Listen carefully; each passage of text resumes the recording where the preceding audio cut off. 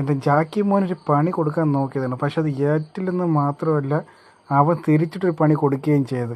ഇത് അവസാനം വരെ കണ്ടാൽ മാത്രമേ ഇത് മനസ്സിലാവുള്ളൂ. അതായത് എൻ്റെ വൈഫ് മതിലടി അപ്പുറത്ത് പോയി, ജാക്കിയും അതിൻ്റെ പിറകെ പോവുകയാണ്.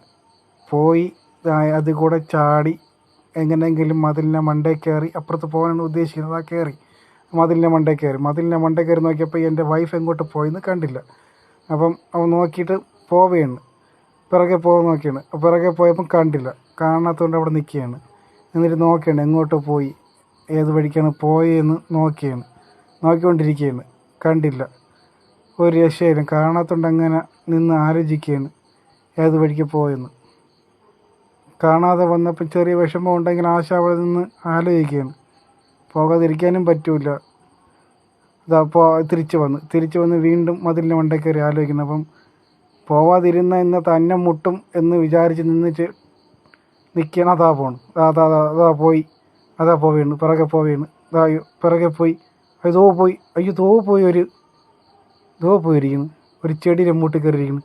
അതെന്തങ്ങനെ പോയിരിക്കണത്? അതപ്പോഴാണ് മനസ്സിലായത്, ഇപ്പുറത്തും ആണ് എൻ്റെ വൈഫ് ഒരു ചെടിയുടെ മൂട്ടിയിരിക്കണമെന്ന്.